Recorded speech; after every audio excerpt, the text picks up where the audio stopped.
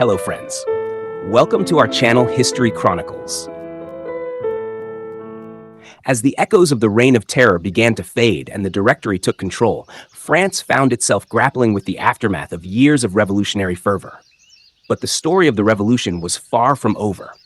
Today, we delve into the era known as the White Terror, a period marked by reactionary violence and the settling of old scores.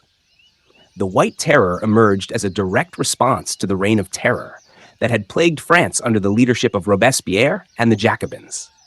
While the Reign of Terror had seen thousands executed in the name of revolutionary purity, the White Terror was driven by those who sought to avenge these acts and restore a sense of order, or at least their version of it. This period, spanning from 1795 to 1796, saw a wave of violence targeted against the former revolutionaries, particularly the Jacobins and their supporters. After the fall of Robespierre and the end of the Reign of Terror, many in France were eager to distance themselves from the radical excesses of the revolution. The Thermidorians, who had orchestrated Robespierre's downfall, quickly moved to dismantle the mechanisms of the terror, abolishing the Revolutionary Tribunal and releasing political prisoners. However, the anger and fear that had been stoked during the previous years did not simply disappear. Instead, they shifted direction, fueling the White Terror. The White Terror was not a centrally coordinated movement, but rather a series of local and regional reprisals carried out by various groups. In the southern regions of France, particularly in the cities of Lyon, Marseille, and Toulon, Royalists and moderates who had suffered under the Jacobin regime took up arms against their former persecutors. Bands of vigilantes, known as Companies of the Sun or Companies of Jesus, roamed the countryside, targeting former revolutionaries, officials, and anyone suspected of Jacobin sympathies. In Lyon, a city that had been harshly punished by the Jacobins for its resistance during the Revolution, the White Terror took on particularly brutal forms. Former members of the revolutionary committees were hunted down and killed, often without trial. Houses were looted, and those associated with the Jacobins were subjected to public humiliation, imprisonment, or execution. In Toulon, the naval port that had been a stronghold of revolutionary sentiment, similar scenes of violence unfolded as royalists sought to reclaim control.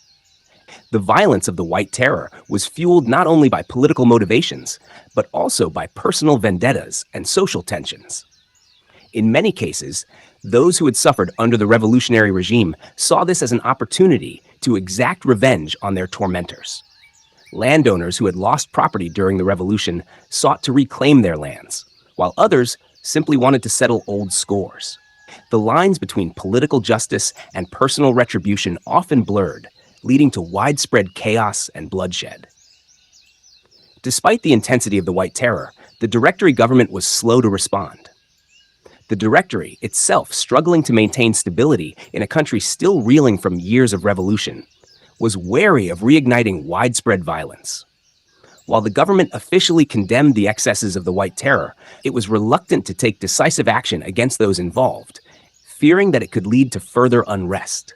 As a result, many of those who perpetrated acts of violence during this period went unpunished, and the legacy of the White Terror remained a dark stain on the post-revolutionary landscape.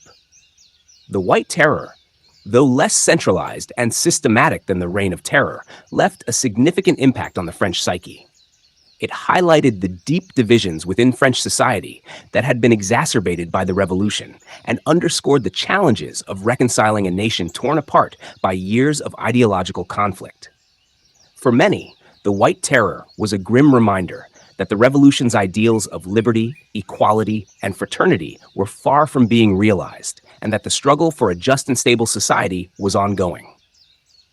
As the violence of the White Terror subsided, France continued to grapple with the legacies of the revolution. The Directory, while managing to bring some degree of order to the country, was increasingly viewed as corrupt and ineffective. The political landscape remained volatile, with various factions vying for power and influence. Against this backdrop of uncertainty, one figure was rapidly rising to prominence: Napoleon Bonaparte. In our next episode, we will explore how revolutionary ideas spread among the common people and the lasting impact these ideas had on French society and beyond. Thank you for joining us on History Chronicles.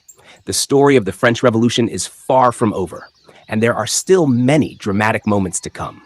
Stay with us as we continue to unravel this complex and compelling narrative. See you next time.